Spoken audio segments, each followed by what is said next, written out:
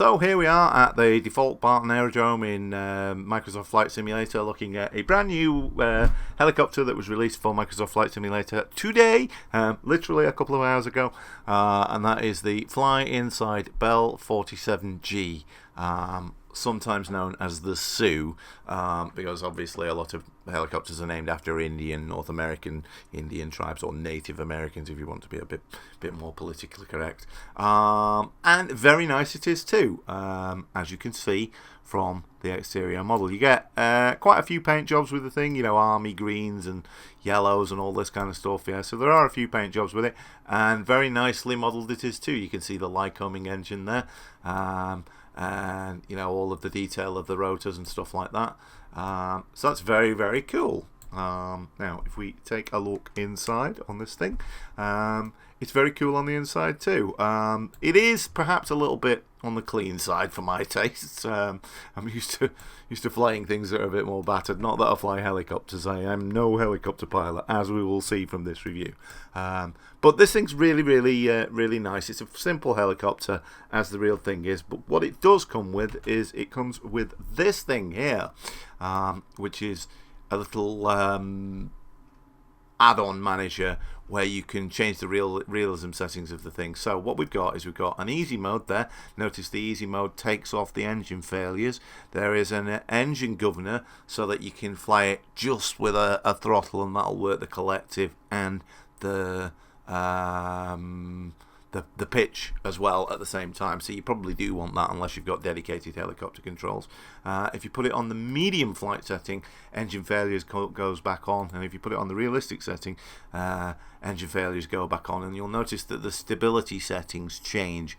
But you can override all this stuff if you want to and key whatever you like in there and all this kind of stuff. And then what you can do is you can change some of the controls if you want and all this kind of stuff in your flight simulator. Now, what I will tell you about this is in easy mode, it's very, very stable, as you can see. So when you go there, helicopter stability 100%. Yeah. Now what that means is that the thing will sort of like stay completely level in a hover, and you will have to pitch the stick forward to get it moving and kind of hold it in that position, what have you, because it'll want to restabilize and go back into a hover, which is great fun for sort of bombing the thing around. But if you're used to how helicopters behave, you can find it a little bit weird because it's kind of wanting to pitch level. The realistic setting, you're really going to have to know what you're doing on the realistic setting, but it is fun. The medium setting is kind of halfway between the two. You still have to watch out for engine failures and what have you, but it's a little bit more forgiving. I would suggest that if you're even remotely familiar with helicopters, put it on the medium setting. If you've never had a go at a helicopter in a flight simulator before, have a go on the easy setting and then perhaps graduate to the medium setting. And either way, whichever one you try, when you're a bit more used to it, try it on the realistic settings. So without further ado, let's get this thing up in the air and you'll see what a terrible helicopter pilot I am. So there is a mixture control there. We've got tail rotor pedals there. We've got the cyclic there, like that. There is a collective pitch lever at the side. On the real thing, in a real helicopter, what that is that's two controls. There is the pitch that is controlled by moving this thing up and down, and then there's this thing here which is a twist grip throttle that you can increase and decrease the engine power with. There is a little switch on there for the governor and what have you, and then there's a starter button on there. Down at the bottom of here we've got lights and stuff like that. Landing lights and nav lights and what have you. We've got a radio, and we've got the stuff for starting the engine there, and that's about it. Yeah. So what I'm going to do is I'm going to make sure that the battery is on, and I'm going to turn the alternator off, and I'm going to make sure that I'm priming the fuel so the thing can start. And then what I will do is I will make sure that I've got the nav lights on and the anti-collision beacon on, and I'll make sure that I've got the landing lights on, and then we'll give it a start. So full mixture, fully rich, and last but not least we want the magnetos on, so we want to make sure that those are over, and now we should be able to start it on the starter button there. And the first thing you hear is it's not a gas turbine engine, it's a Lycoming engine, because this is an old school helicopter.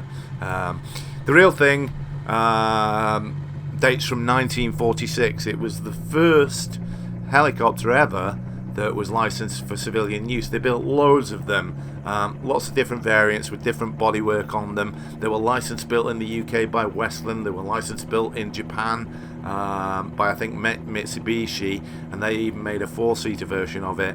But the thing everyone knows, despite all the variants, is most people know the Bell 47G, this thing, because we're all used to seeing on the title sequence of the TV show MASH, where it would have two stretchers on the landing skid pontoons, and it was used for casualty evacuation in the Korean War. And so this is the really, really common version of it. Anyway, now we've got all that out of the way, I'll just check that the controls are okay. We want the alternator on, otherwise we'll be flattening the battery. And because we've got it on medium realism mode, we'll need to be careful about not overcooking the engine. And let's give it a fly, and you're about to find out what a really rotten helicopter pilot I am.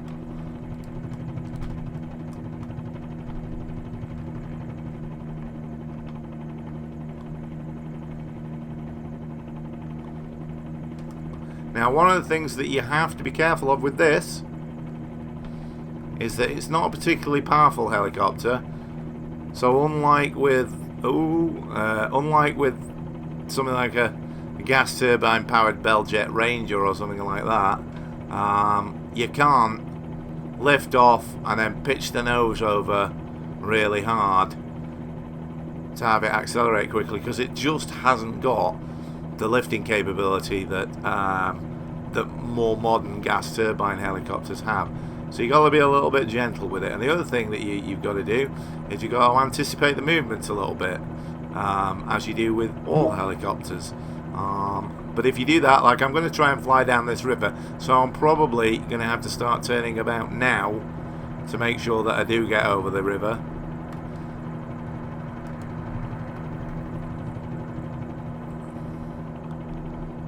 Instead of turning when I'm way past it. And you'll notice that I've got to start smoothing out the pendulum movements, and this is on the medium setting. On the easy setting, I could have just turned for that river and headed straight down it. On the medium setting, a bit trickier.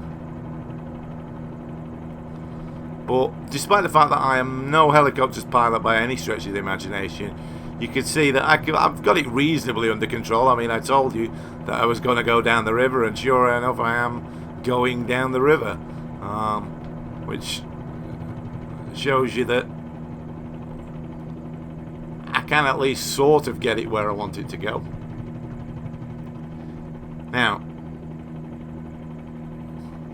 as far as the actual add-on is concerned, this is from Fly Inside, who are perhaps more well known for having created their own VR flight simulator, which you can check out on their website, and I'll put a link in the description below to where you can get hold of this helicopter if you're interested in it, and from that you can check out all their other stuff.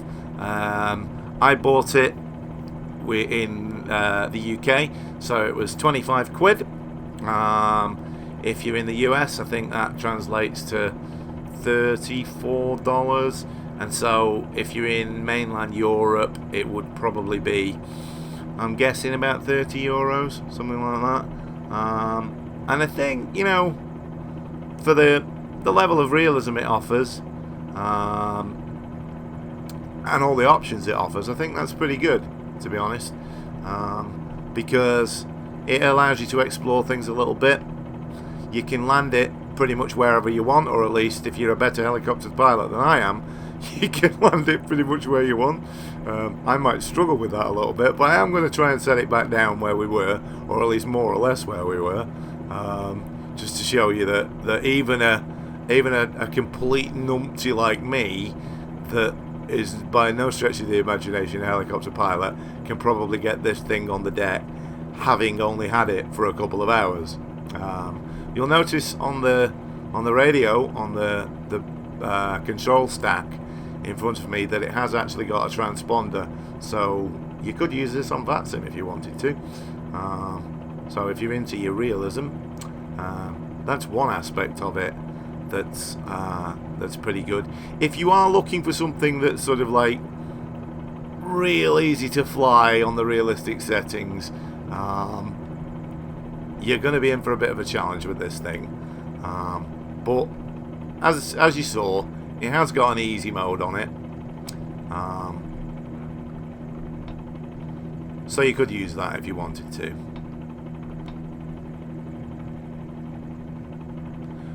There's one thing to be aware of if you do buy this and you install it. Incidentally, it comes with a 23-page PDF manual, which is pretty good and explains everything. But one of the things it does do, when you first install it, it has a bit of a think about setting itself up in the simulator, because it's using an external flight model. It's not a blag of the normal flight model. It's using an external flight model. So it can take about 5 or 10 minutes for it to actually set up in the sim. So if you do buy this and you're installing it, don't think that it's crashed or anything like that. It just needs to think about it a little bit.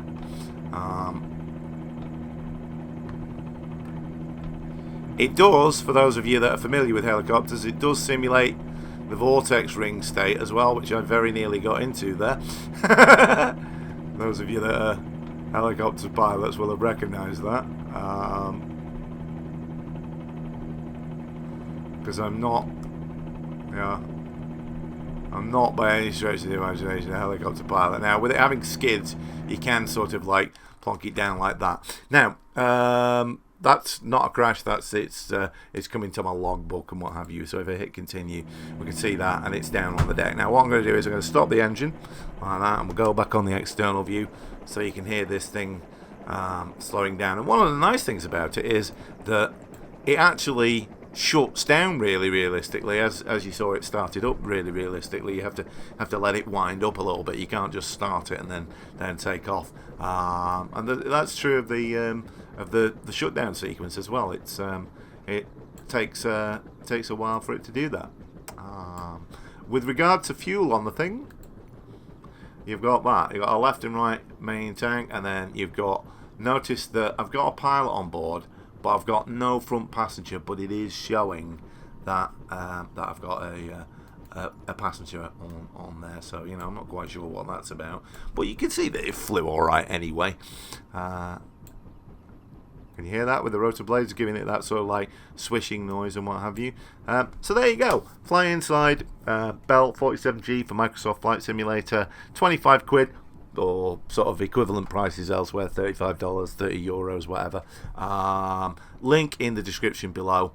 Very nice. Do I recommend it? Yeah, I think it's nice. I think it's fun to fly, and it's a good challenge. I'm gonna enjoy figuring out how to fly this without blowing the engine up on the hard mode. I wasn't using the throttle a lot there, or at least I was being very gentle with the throttle, because trust me, if you overcook it with the throttle, the engine will conk out on this thing, and then you're going to be having instantaneous auto rotation practice. So yeah, just be aware that this does model engine damage. So anyway, that's enough for now. It was a bit quick and dirty as a look at the thing goes. So anyway, have fun and take care and have a nice weekend. Bye.